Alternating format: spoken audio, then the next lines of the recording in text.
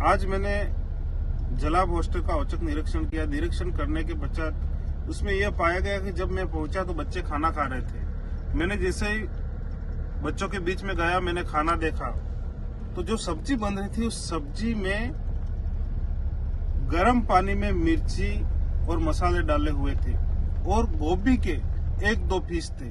उसके अलावा पूरा पानी था। रोटी जो बनी थी, रोटी पूरी जली हुई थी और बिल्कुल ही कड़क रोटियां थी।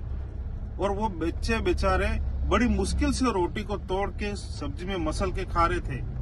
मुझे वहां जाने के बाद बहुत ही टीएडी विभाग जो दावा करते हैं और हमारे जो टीएडी मंत्री है बाबूलाल जी जो बड़ी बड़ी बातें करते हैं, उन्हीं के विभाग में जो बच्चों की हमारे हालत है, वो हालत देख करके आज मेरा मन बहुत ही पिघल गया। और मंत्री जी से मैं कहना चाह रहा हूं कि आप अपने विभाग में अपने जो अधिकारी है उन अधिकारियों की बैठक लें और अधिकारियों को सीधा इंस्ट्रक्शन दें कि हॉस्टलों में आज जो कमियां आ रही है, उनके जो सामग्रियां नहीं पहुंच रही है, बच्चों में जो सामान का अभाव है, जल्द से जल्द उसका निराकरण करें। क्योंकि मेरे पहुंचने के बाद सारे अधिकारी उस हॉस्टल में पहुंचे, पंचायत समिति लेवल के अधिकारी हो या जिला स्तर के अधिकारी हो।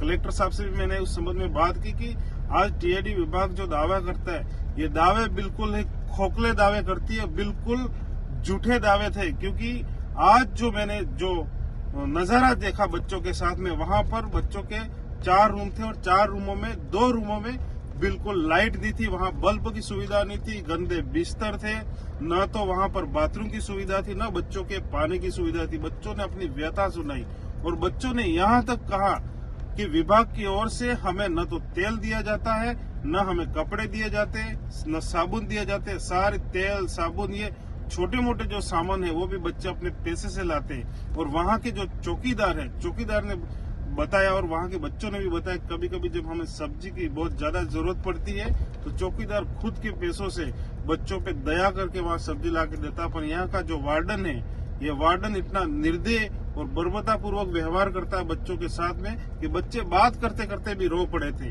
और बच्चे जब जब भी सवाल करते हैं कि वार्डन उनको डरा धमका के वहां से चला जाता है और महीने में केवल 1 या 2 बार आता है, केवल 1 या 2 बार आता है ये वार्डन।